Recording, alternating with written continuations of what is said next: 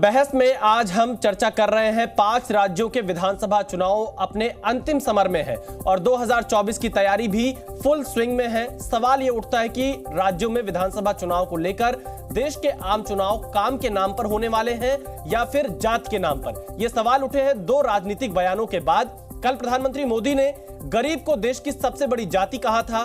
PM के इस बयान को कांग्रेस सांसद राहुल गांधी ने दलितों और आदिवासियों का अपमान बताया। राहुल गांधी ने कहा कि अगर बीजेपी गरीबों का सम्मान करती है तो सबसे बड़े गरीब तो दलित और आदिवासी हैं, फिर आए दिन उनका अपमान क्यों किया जाता है। राहुल गांधी के इस बयान पर आज प्रधानमंत्री नरेंद्र मोदी ने मध्य प्रदेश की सरजमी से जवाब दिया। पीएम मोदी ने कहा कि कांग्रेस के मुंह से आदिवासी शब्द शोभा नहीं देता और कांग्रेस आदिवासियों को सिर्फ गुमराह कर रही है। जाति पर गदर के इस समर में समाजवादी पार्टी भी आज कूद गई है और उसने इंडिया गठबंधन में अपनी सहयोगी कांग्रेस को ही जात के नाम पर भर भर कर खरी खोटी सुनाई। अखिलेश यादव ने कहा कि कांग्रेस सिर्फ वोट पाने के लिए जातीय जनगणना कराना चाहती है, जबकि समाजवादी पार्टी आम जन के विकास के लिए जातिगत जनगणना कराना चाहती है। तो क्या माना जाए चुनावी बिसात पर न काम न काज पर क्या मुहर लगेगी जात पर? सवाल यह भी है कि देश को विकास की जरूरत है या जातिवादी राजनीति की। सवाल यह भी है कि क्या गठबंधन में गांठ पड़ने लगी है। करेंगे विस्तार से चर्चा, लेकिन उससे पहले देखिए खास रिपोर्ट।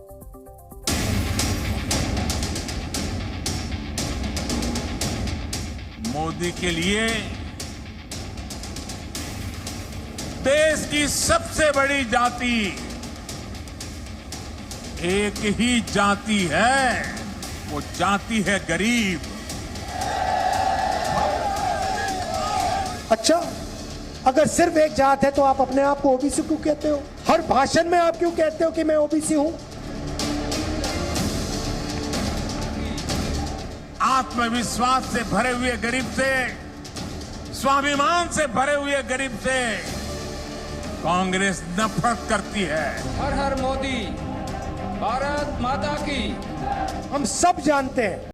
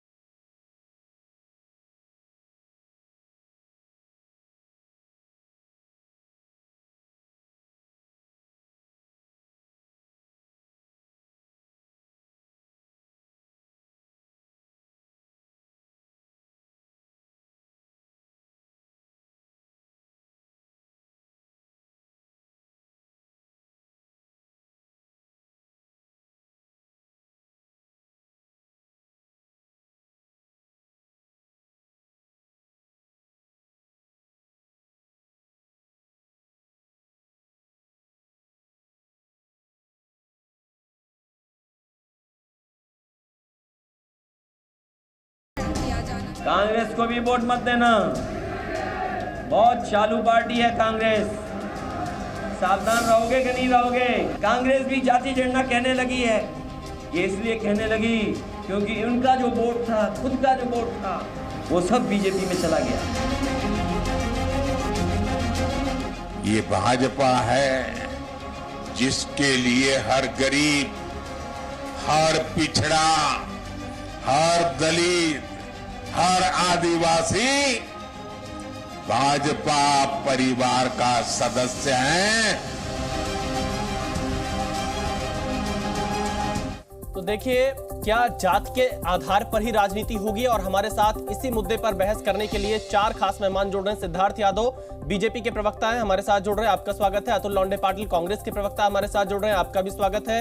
राजीव रंजन सचिव हैं जेडीयू के, हमारे साथ जुड़ रहे हैं, आपका भी स्वागत है। और ए.के. वाजपेयी प्रवक्ता हैं एलजेपीआर के, आपका भी स्वागत है। सबसे पहला सवाल यहां पर अतुल लौंडे जी आपसे। आपने अभी अखिलेश यादव का बयान सुना होगा, वो साफ तौर पर कह रहे हैं कि जो आपका वोट था वो बीजेपी के पास चला गया है और इसीलिए अब आप भी जातीय जनगणना की बात कर रहे हैं। तो क्या विकास समेत तमाम मुद्दों को छोड़कर कांग्रेस पार्टी पूरी तरह से जात आधारित राजनीति कर रही है? देखिए, सबसे पहले तो मैं बधाई दूंगा मोदी जी को कि मोदी जी अभी राहुल जी को फॉलो करने लगे। बड़े बड़े फॉलोअर बन के सामने आए हैं।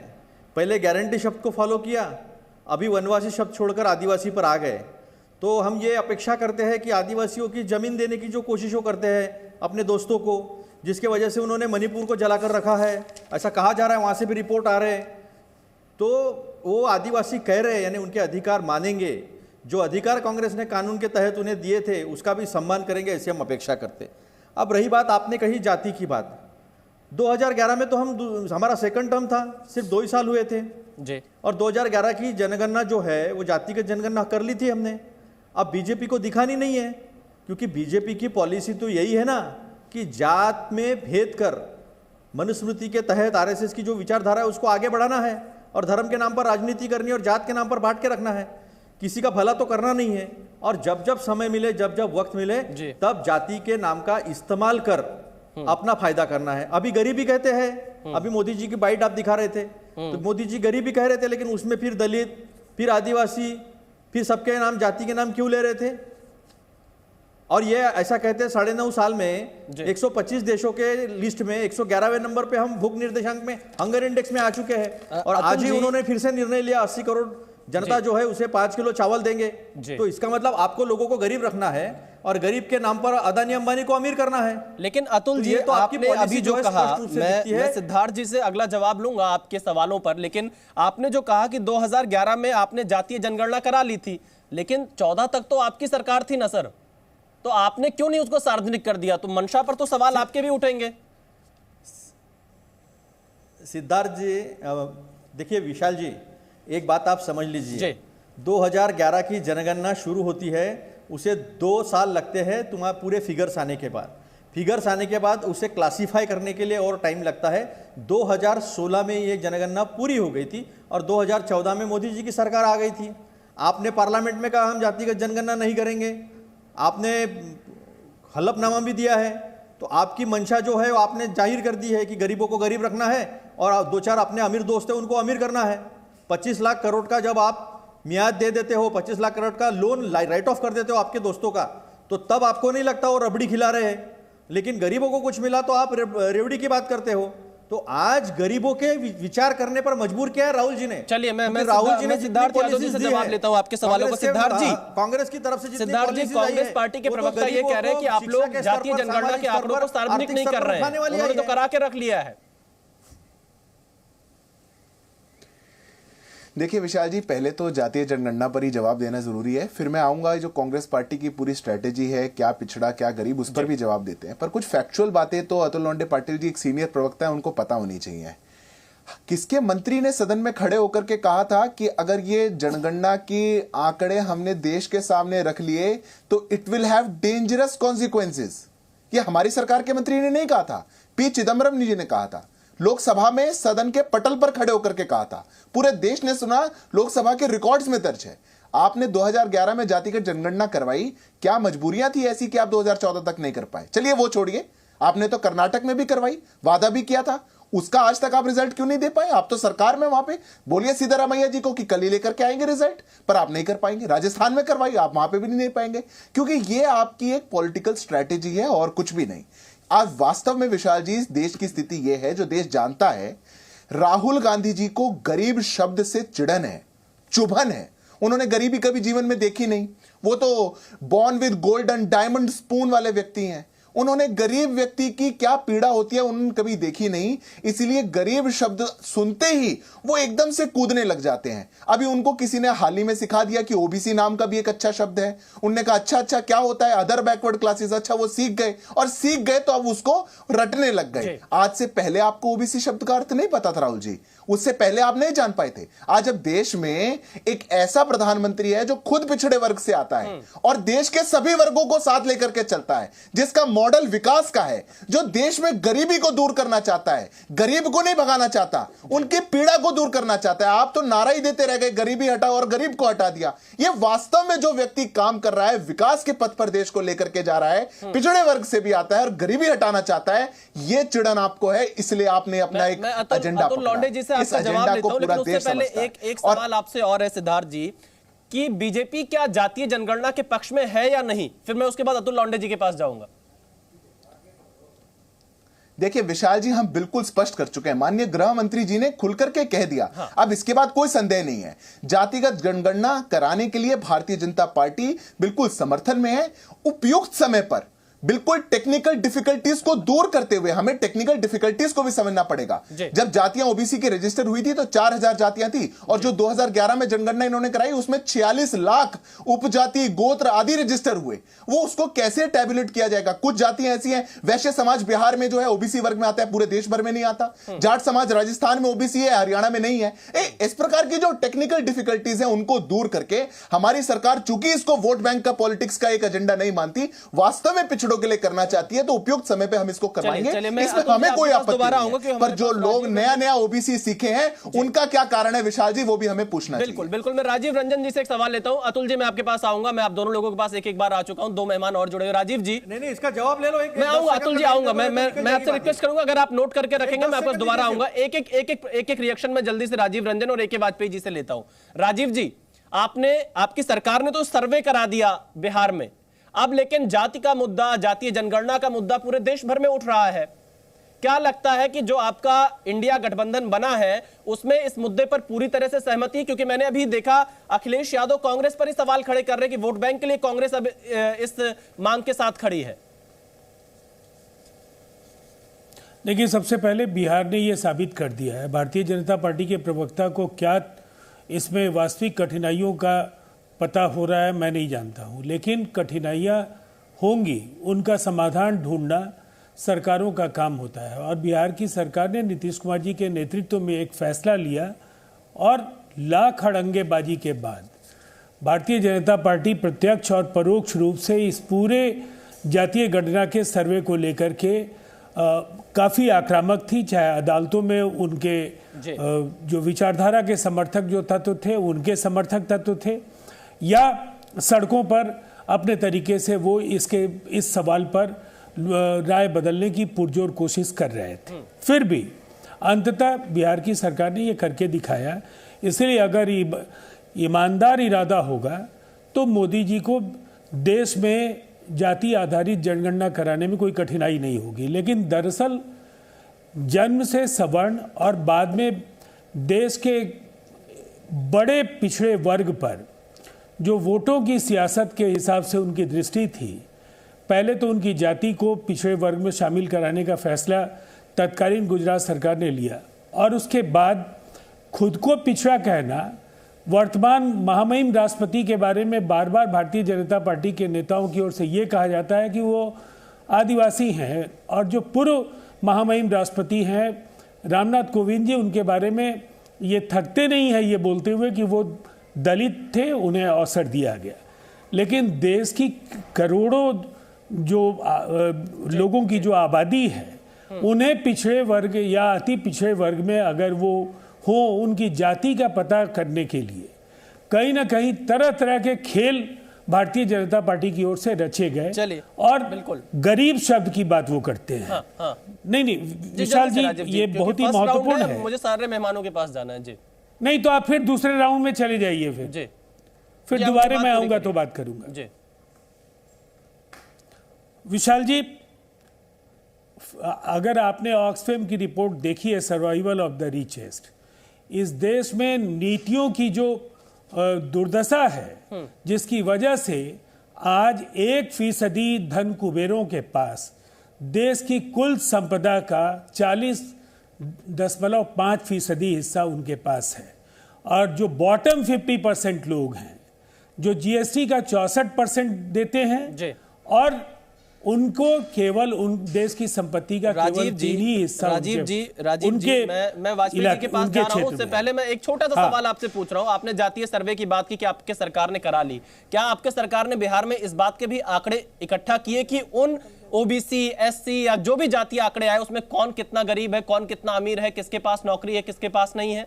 ये आंकड़े ज्यादा जरूरी नहीं थे? नहीं, ये आपको किसने कहा कि वो आंकड़े नहीं संग्रहित किए गए? नीतीश कुमार जी ने 45 दिन का समय लिया, 15 से 20 दिन निकल चुके हैं। वो बहुत ही जल्दी रिपोर्ट राज्य सरकार साझा करेगी। मतलब पहले जाति बताना जरूरी था, वो आंकड़े सामाजिक नहीं विशाल जी, आपने जो बड़ा सवाल है उसको तो आपने गौण कर दिया। राजीव जी, मैं वही मैंने ऑक्सफैम की रिपोर्ट का हवाला दिया। राजीव जी, हो सकता है आप देखिए, नहीं आप वो नहीं बोल रहे हैं। राजीव जी, हो सकता है मैं गलत हूं, आप बहुत सम्मानित प्रवक्ता हैं, आप बहुत सम्मानित नेता। मैं बस अपनी समझ के लिए, दर्शकों की समझ के लिए आपसे एक छोटी सी जानकारी चाह रहा हूं। आपकी समझ से ज्यादा एक छोटी सी जानकारी राजीव जी के अंदर बांधते राजीव जी, एक छोटी सी जानकारी, मेरा निवेदन है आपसे, एक छोटी सी जानकारी हम आपसे चाह रहे हैं, क्योंकि आपकी सरकार है बिहार में। मैं ये जानना चाहता हूं कि आप जो जातीय जनगणना करा रहे हैं, उसका मकसद तो यही होगा ना कि जो इस समाज के लोग हैं उनका विकास हो, उनकी आर्थिक तरक्की हो, मकसद यही है ना?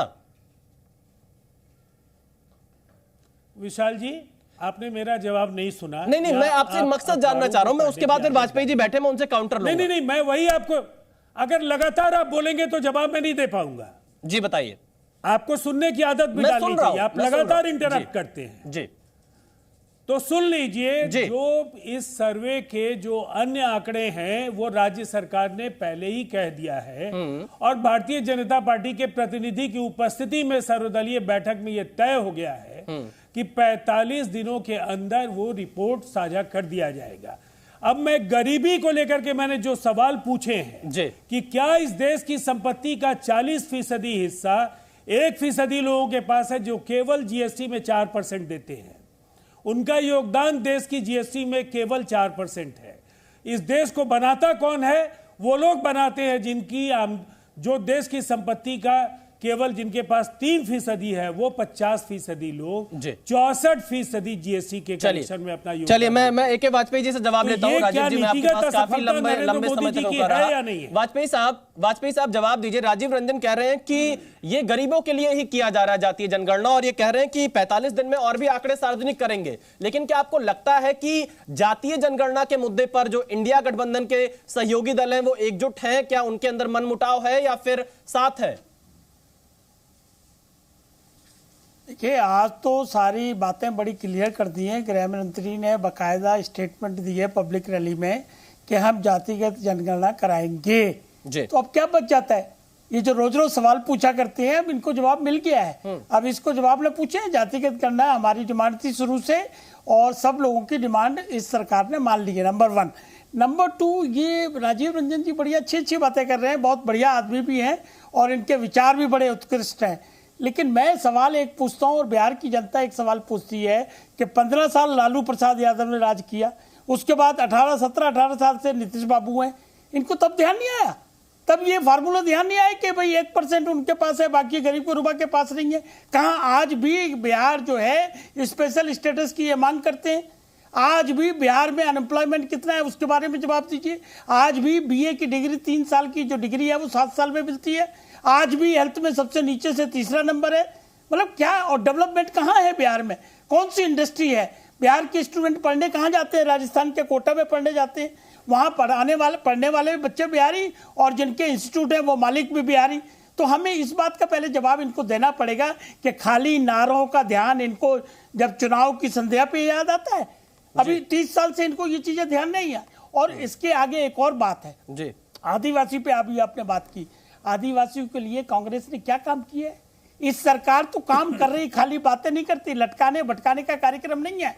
22,000 करोड़ रुपया आदिवासी बच्चों की शिक्षा के लिए बाकायदा इस सरकार ने पैसे दिए सबसे पहले, उसके बाद बात करेगी। क्या यह बात सही नहीं है कि राष्ट्रपति साहिबा का जब चुनाव हुआ था इन लोगों ने अपोज किया था? मतलब कैसी बातें कर रहे हैं?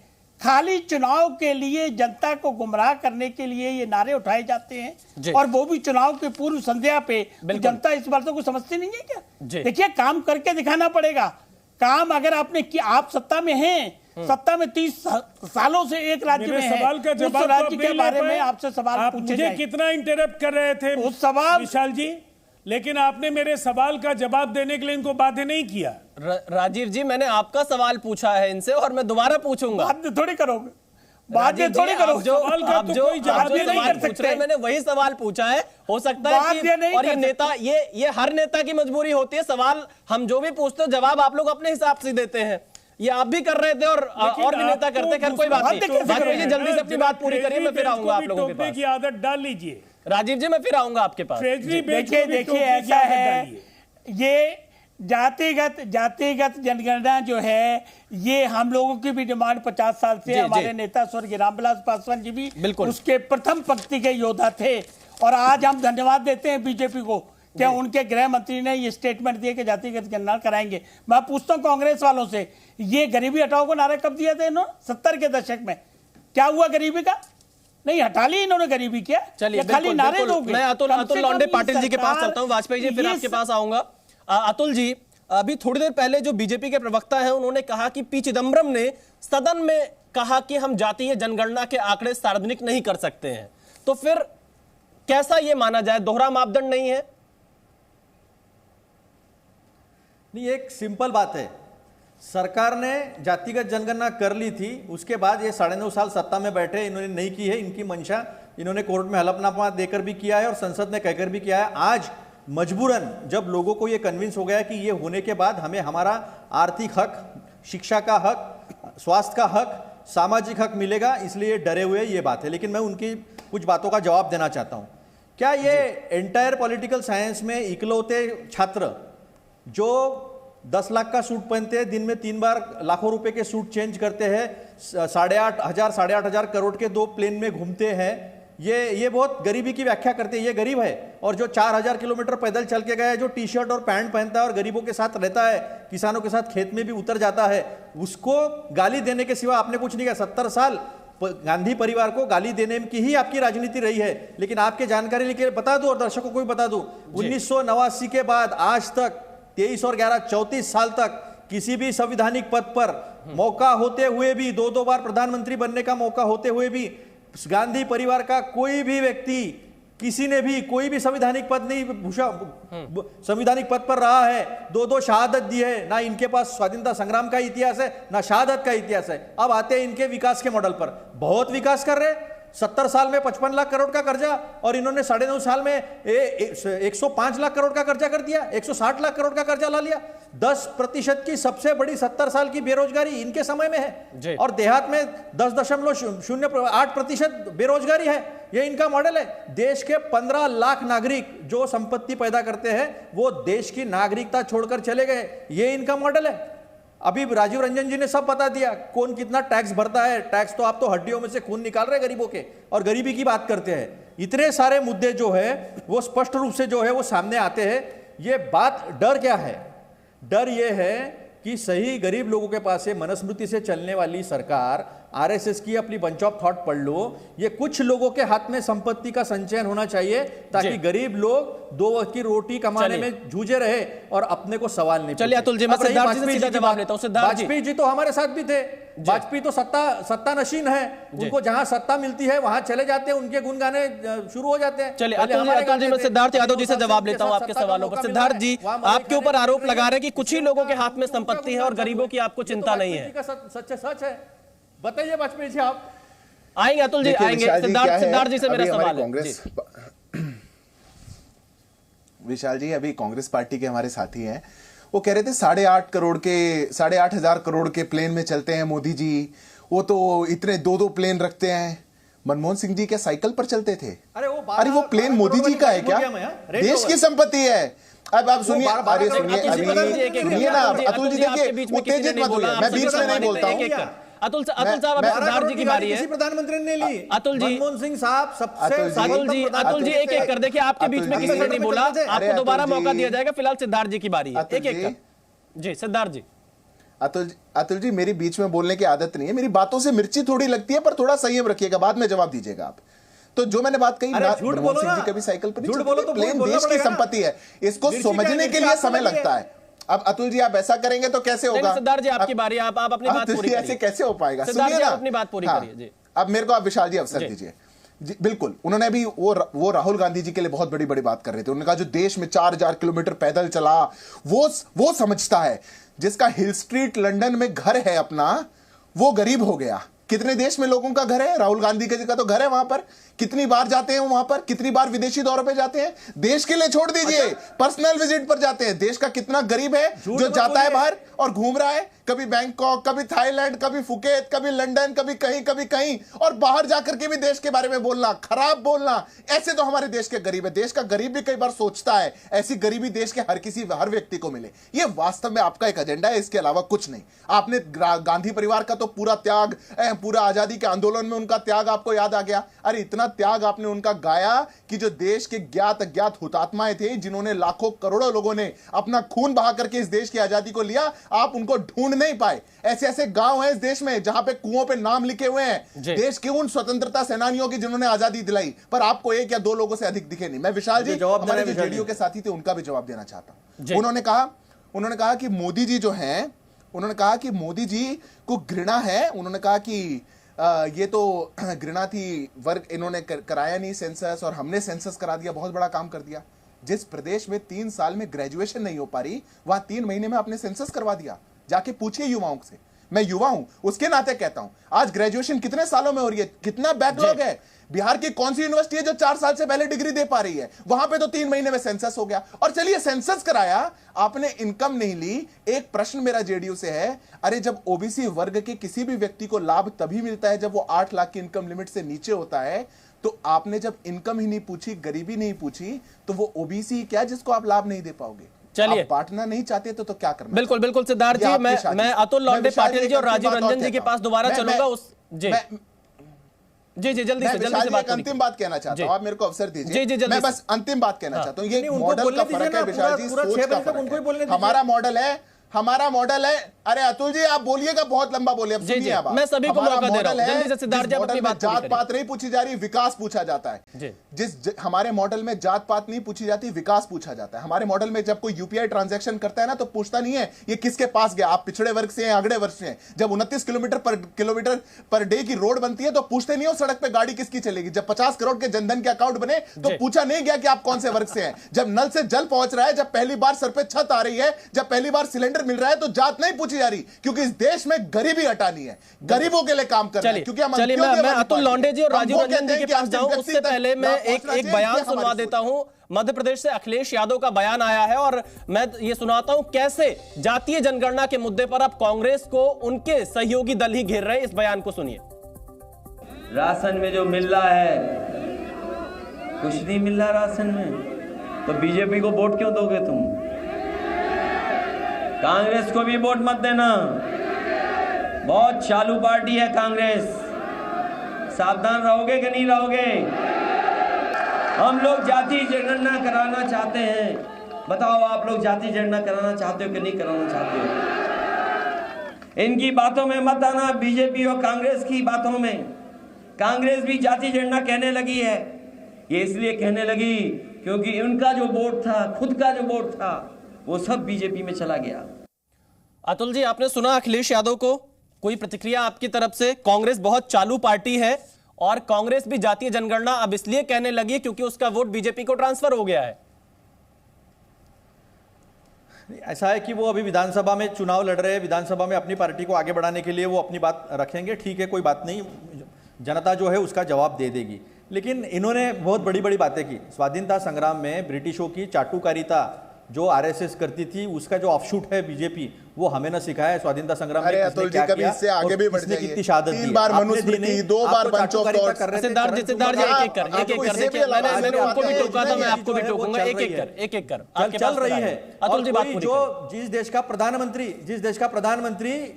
प्रधानमंत्री एकदम ऐश में रहे और जिसका नंबर 125 देशों में 111वें नंबर में आया हंगर इंडेक्स में, भूख में, और 80 करोड़ लोगों को 5 किलो अनाज दे, वो अगर 8,500 करोड़ के प्लेन में चलता है तो उसके दिमाग में गरीबी हटाना नहीं है, गरीब को ही हटाने का है, ये दिखाई देता है। 80 करोड़ का ये कोई सफलता वाली बात नहीं है, ये सबसे बड़ी असफलता वाली बात है। अब रही वाजपेयी जी ने बात कही थी, बोले 70 के दशक से इन्होंने कहा कि गरीबी हटाओ, गरीबी हटाओ। क्यों वाजपेयी जी, आप तो सुप्रीम कोर्ट के वकील हो, क्या आपने पढ़ा नहीं देश की जनसंख्या क्या थी? ये देश आजाद हुआ तब 32 करोड़ जनसंख्या थी, 44 और 46 डेथ रेट और बर्थ रेट था, जन्म दर मृत्यु दर था, समझे क्या आप? और 16% साक्षरता थी। उसके बाद आज जनसंख्या जो 140 करोड़ है, उसके बावजूद 1970 के दशक में हरित क्रांति, श्वेत क्रांति, नीली क्रांति, पीली क्रांति, इतनी सारी क्रांतियां की और 1991 के बाद जो नीतियां, आर्थिक नीतियां लाई थी उसमें 24 करोड़ जनता को जो है गरीबी रेखा से ऊपर उठाया। जो देश 2 वक्त के अनाज के लिए मोहताज था वो देश आज 21 देशों को एक्सपोर्ट करता है। सबसे ज्यादा अनाज जो है ग्रीन रिवोल्यूशन की वजह से हुआ है। ये सारी नीतियां जो है वो यहां सामने दिखती है। लेकिन वाजपेयी जी ऐसा है ना, आप वहां जाके बैठे हो, वो झूठ बोलते हैं, उनका कल्चर है झूठ बोलो, बार बार बोलो, इतने बार बोलो, सच लगने लगे। तो आप भी यही सीख गए हो और आप भी यही कर रहे हो, क्योंकि जब हमारे साथ में थे तो अच्छे थे, वहां जाकर आपने उनका गुण सीख लिया। तो ये बातें जो है वो सबसे सामने आती है। अब देखो, देश का कर्जा पहले 68% था सकल उत्पाद के, अभी वो 90% के आसपास है। यानी हम बिल्कुल कगार पर है। 84% इस देश की जनता जो है, जिसकी आय जो है वो कम हो गई है। कुछ लोग अमीर हुए हैं ना, हम तो कहते हैं ना आपने 25-25 लाख करोड़ का कर्जा माफ किया है, रबड़ी बांटी है, तो रबड़ी में आप खुश हो क्योंकि आपके दोस्त लोग अमीर हो रहे, पैसा लूट लूट के भाग रहे, आपको बता के भाग रहे। अतुल जी मैं राजीव रंजन से अगला सवाल लेता हूं। जेडीयू के सचिव हमारे साथ जुड़े हुए हैं। राजीव जी, आपने बीजेपी प्रवक्ता को सुना, आपके ऊपर भी सवाल खड़े कर रहे हैं कि आर्थिक हालात कब बताएंगे आप बिहार में जो जातीय सर्वे कराया है? वही सवाल है। अब सवाल है कि केवल उन्हें अपनी बात रखनी है या दूसरों की बात सुननी भी है। मैंने आपको बता दिया 45 दिन का समय नीतीश कुमार जी ने, भारतीय जनता पार्टी भी उस सर्वदलीय बैठक में थी जिसमें उन्होंने घोषणा की है। और ये आदत बनानी चाहिए, एक तरफा आरोप लगाने के बजाय पूरा समग्र अध्ययन बेहद आवश्यक है। इसके बगैर आप कोई भी बात अगर कहेंगे तो ये केवल लोगों को गुमराह करने की एक कुचेष्टा समझी जाएगी, पहली बात। और गरीबों के नाम पर जो सियासत नरेंद्र मोदी जी की है ना, देश को उन्हें बताना चाहिए। 2020 कोरोना का वर्ष था, लाखों करोड़ों लोगों की नौकरियां चली गई थी, फैक्ट्रियों में ताले लग गए थे, खेत खलियान सूने पड़े थे, लेकिन एक व्यक्ति की आमदनी इस देश में 46% एक वर्ष में बढ़ गई। उनकी संपत्ति में 46% का इजाफा हो गया। वो गौतम अडानी साहब थे। और देखिए 102 खरबपतियों की जो सूची थी उस समय, वो 2022 में वो 166 हो गई। लोगों की आमदनी घटी, लेकिन जिन लोगों के ऊपर कृपा थी मोदी जी की कॉरपोरेट मित्रों पर, उनको नीतिगत तौर पर इतना समर्थन मिला, चाहे वो टैक्स को लेकर के टैक्स कट्स के जरिए मदद दिए गए, एग्जेम्पशंस के जरिए मदद दिए गए, नीतियां उनके हित के अनुरूप निर्धारित की गई, जिसका लाभ उन्हें मिला। अब हमारा ये कहना है कि बिहार में जो 27 बिंदुओं पर जो सर्वे हुआ है, उस सर्वे के जब आंकड़े सामने आपके आ जाएंगे तो आर्थिक स्थिति क्या है, शैक्षणिक स्थिति क्या है, सामाजिक तौर पर वो कितने पिछड़े हैं, इन सभी बिंदुओं पर मानव विकास सूचकांक के कई बिंदुओं का भी निर्धारण उससे किए जाने में एक वैज्ञानिक तौर पर जो जांचा परखा आंकड़ा है, उसके वो आंकड़े सामने आ जाएंगे। अब सवाल है, मैं अभी सुन रहा था वाजपेयी जी को। वाजपेयी जी के पास एक रिकॉर्डेड बयान होता है जो वो हर जगह दोहराते हैं। बिहार में क्या हुआ लालू जी के साथ, लालू जी ने क्या किया, नीतीश कुमार जी ने क्या किया, वर्षों से तो यही दोनों हैं। लेकिन वाजपेयी जी की पार्टी लालू जी के साथ भी थी, नीतीश कुमार जी के साथ भी थी और भारतीय जनता पार्टी के साथ भी थी। ये हर सरकार में रहे। अब वो सरकार में केवल ये चावल दाल सब्जी खा रहे थे या कोई काम कर रहे थे, लाल बत्ती की गाड़ियों में सवारी कर रहे थे, या विकास को लेकर के उनकी कोई चिंता थी, या उस दौर में इन्होंने कोई असहमति व्यक्त की। चलिए मैं सीधा जवाब वाजपेयी जी से ले लेता हूं। राज्य के दर्जा पर भी सवाल खड़ा किया। बस मैं एक आखिरी सवाल, बिहार के विशेष राज्य का जो दर्जा का सवाल है ना, इस सवाल को सर्वदलीय बैठक में भारतीय जनता पार्टी ने भी समर्थन दिया। विधानसभा का सर्वसम्मत प्रस्ताव है जिसमें भारतीय जनता पार्टी भी शामिल है, और वो ये माना जाता है कि बिहार के देश की आजादी के साथ जो जितने भी पंचवर्षीय योजनाएं थी, सरकारें जिनकी भी रही हो, बिहार के साथ जो सौतेला व्यवहार हुआ, उसकी वजह से बिहार में एक मुफ्त वाजपेयी जी बड़ा आरोप आपके ऊपर लगा रहे हैं। सरकार में तो आप भी शामिल थे, तब आपने इन मुद्दों को क्यों नहीं उठाया? भी देंगे। आपके लिए तो कह रहे हैं कि आप लोग दाल चावल सब्जी खा रहे थे कि लाल बत्ती में घूम रहे थे, इस तरह के आरोप लगा रहे हैं राजीव रंजन जी। हाँ, गठबंधन की राजनीति करना बड़ा भारी पाप है। कोई यूपीए एनडीए में ऐसा कौन सा दल है जो नहीं रहा? और नीतीश बाबू तो सबसे पहले बीजेपी के साथ भाग के गए थे। तो पहले बोलने से पहले अपना गिरेवान तो झांक लो भाई साहब। आप थे या तब नहीं, आरोप लगाओ। ये कोई आरोप नहीं है। ये एक सेकंड प्लीज, एक सेकंड। ये राजीव जी आपके बीच में किसी ने नहीं टोका। राजीव रंजन साहब आपके बीच में किसी ने नहीं टोका। फिलहाल वाजपेयी जी को बोलने दीजिए, एक एक करके बोलेंगे, सबकी बात सामने आएगी। वाजपेयी जी आपकी बारी है। गड़बड़ा जाते हो। वाजपेयी जी आपकी बारी है। हम सिर्फ ये कह रहे हैं कि बिहार में नीतीश बाबू ने जंगल राज के खिलाफ योद्धा बने थे कि नहीं बने थे? पूरी जिंदगी जंगल राज के खिलाफ राजनीति की कि नहीं की? और उसके बाद 15 साल और 18 साल वो राज कर रहे हैं। ये बात सही है? ये क्या और उसके बाद बिहार कहां पहुंचा, इस बात का जवाब देना ही पड़ेगा। क्या कर रहे थे? आपके पास जवाब नहीं है ना? आपके पास बिल्कुल। हम मुख्यमंत्री नहीं थे, हम मुख्यमंत्री नहीं थे। अगर हम मुख्यमंत्री होते तो आप जवाब हमसे पूछते। आपके नीतीश बाबू मुख्यमंत्री रहे हैं और जिनके साथ आज बैठे सरकार से अलग हट जाना चाहिए, उनको जवाब देना है। अब आइए वाजपेयी जी, सरकार का मजा लेने के बजाय सरकार छोड़ देना चाहिए था ना आपको। अरे आप समझदार व्यक्ति हैं, ऐसे नहीं बोल सकते। आप समझदार व्यक्ति हैं कि आप देश को बेवकूफ आइए बना रहे हैं। पाटिल साहब पे आइए। पाटिल साहब का मतलब केवल मौज मस्ती। और राजीव जी देखिए, आपके बीच में किसी ने नहीं बोला। फिलहाल वाजपेयी जी आप अपनी बात पूरी करिए, फिर मैं पाटिल साहब और सिद्धार्थ जी के पास जाऊंगा। वाजपेयी जी जल्दी से।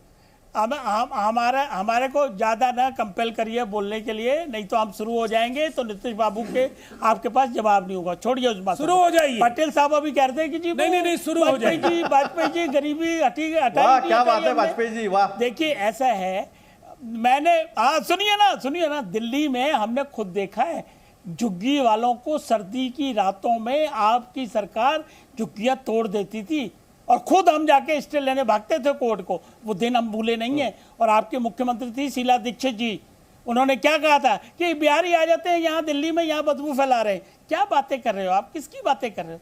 आप लोगों ने राज किया 60 साल, कुर्बानी भी दी है, लेकिन कैबिनेट के बिल भी फाड़े हैं आपने। आप कह रहे हो ना 34 साल से सत्ता से बाहर बैठे। सत्ता 10 नंबर से चला करती थी जनपद तक। ये सबको मालूम ही चीजें, सबने देखी हैं, सबने महसूस की हैं। ये कहने से काम नहीं चलेगा कि हम बाहर बैठे हुए थे, हम सत्ता में नहीं थे। आपको जवाब देना पड़ेगा और इसीलिए जनता ने आपको बाहर फेंक दिया। चलिए बिल्कुल, मैं सिद्धार्थ जी से अगला सवाल लेता हूं।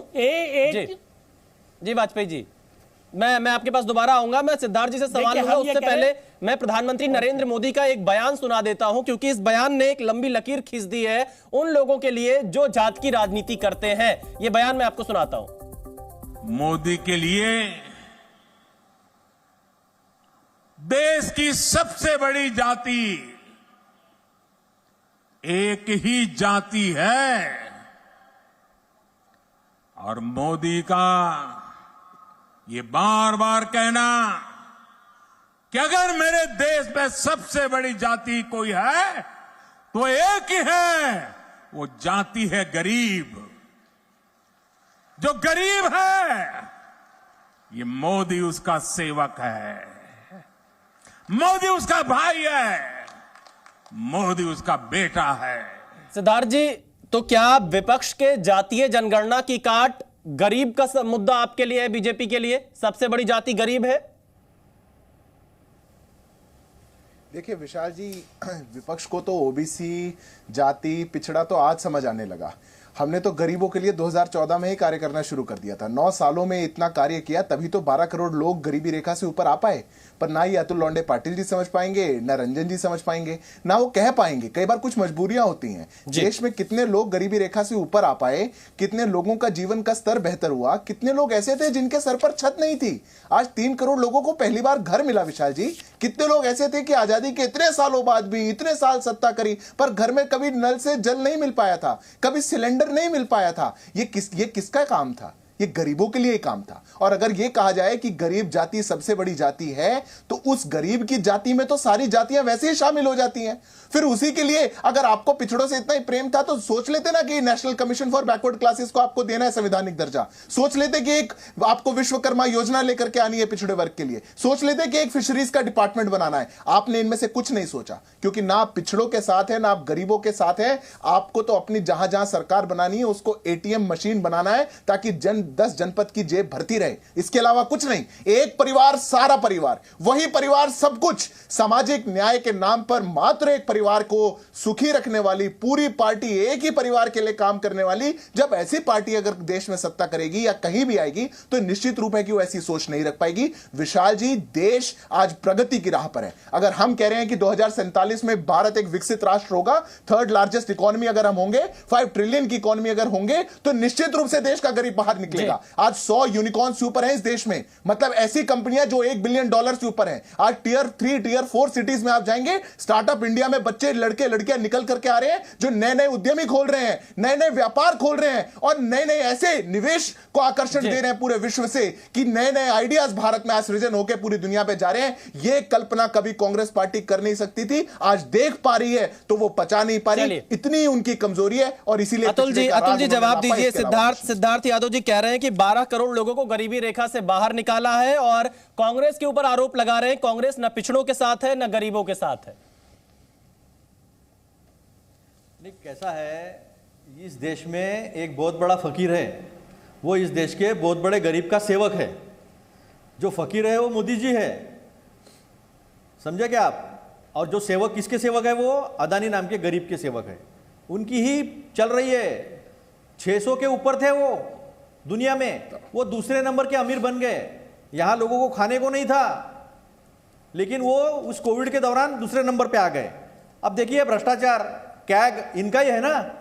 कैग ने बताया 1 नंबर पे 7.5 लाख लोगों को आयुष्मान बीमा जो है वो मिल रहा है, 5.5 लाख अलग दूसरे नंबर पे लोगों को मिल रहा है। 18 करोड़ की जो सड़क है वो 250 करोड़ की हो रही, लेकिन कोई ईडी नहीं। चलिए सर, वक्त की हमारे पास बेहद कमी है, फिलहाल वक्त इतना ही। आप सभी मेहमानों को बेहद शुक्रिया हमारे साथ जुड़े।